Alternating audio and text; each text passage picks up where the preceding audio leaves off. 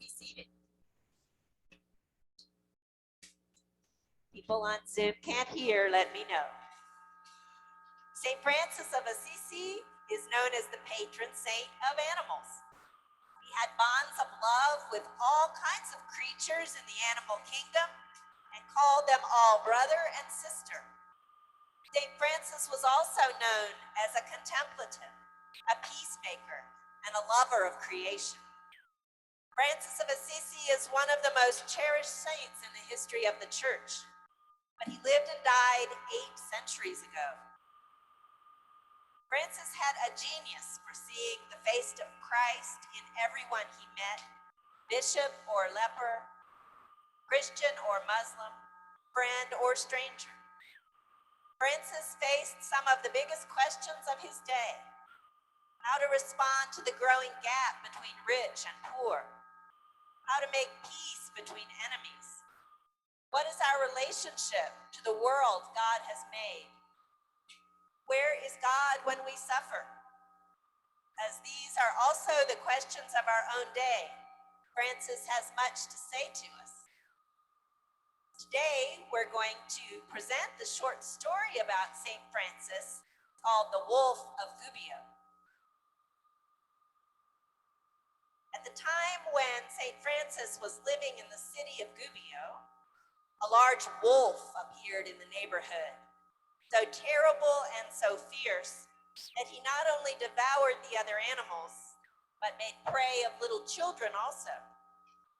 When St. Francis approached the town, all the people were in great alarm and getting out their clubs and guns as if going to battle.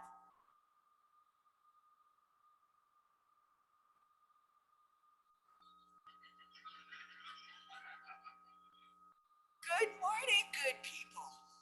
I hear some grumbling. What's going on here?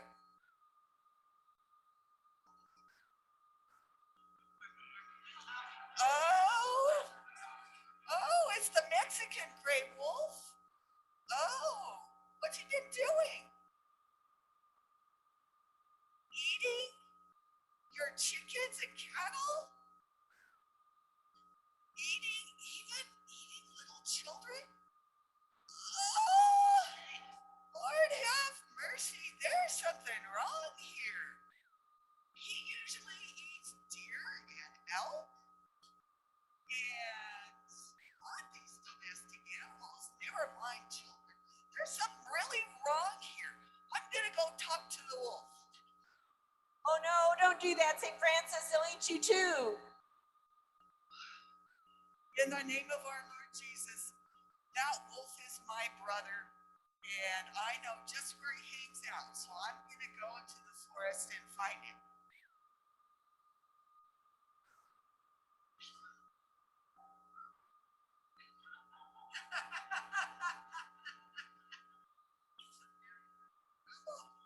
You're not supposed to go around the village. Yeah, it's not my time for that.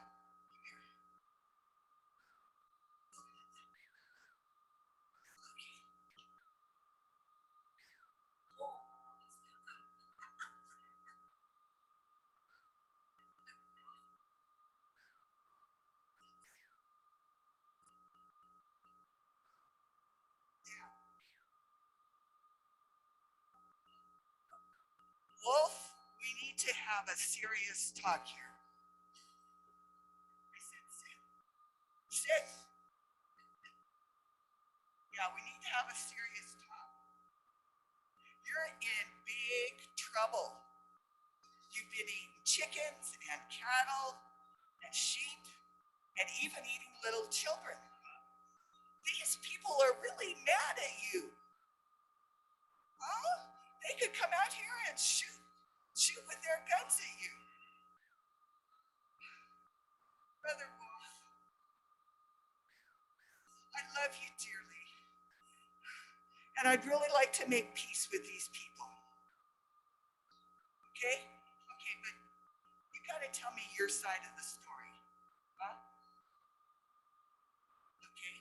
Oh, you said they clear cut the forest and put in their fields So all the deer and elk ran away. Oh my. And then they came out with guns. Yeah, they came out with guns and they shot your whole family, so you had to go. I understand. You were just hungry. Yeah, you were just hungry. Okay. I have an idea. My idea is that you promise never again will you hurt any children or any people in the village of Gubbio. So is that a deal? You make that promise?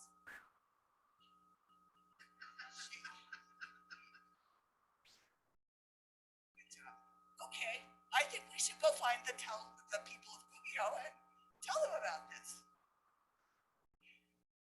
Now, the news of this most wonderful miracle spreading quickly through the town, all of the inhabitants, both men and women, small and great, young and old, flocked to the marketplace to see St. Francis and the wolf.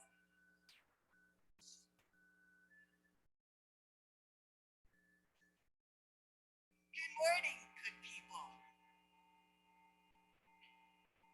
As you can see, I found the wolf, and we've been having and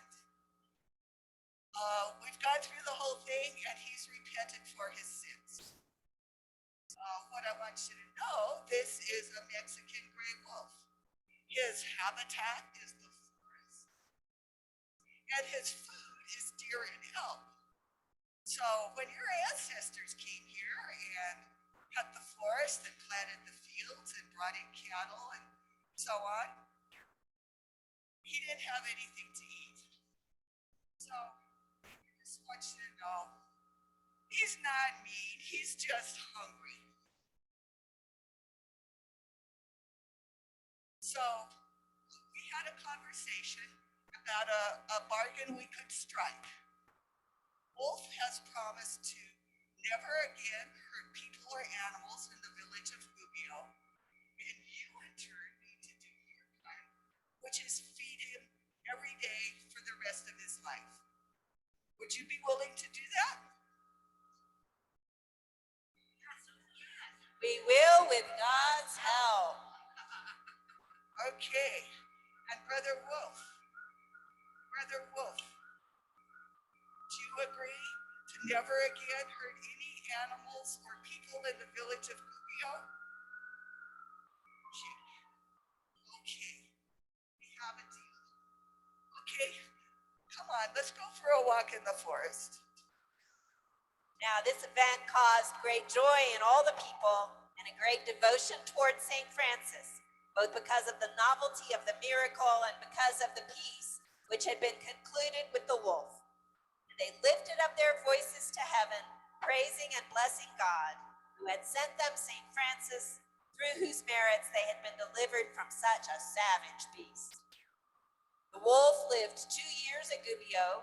He went familiarly from door to door without harming anyone, and all the people received him courteously, feeding him with great pleasure, and no dog barked at him while he was going about. After 2 years, he died of old age, and the people of Gubbio mourned his loss greatly.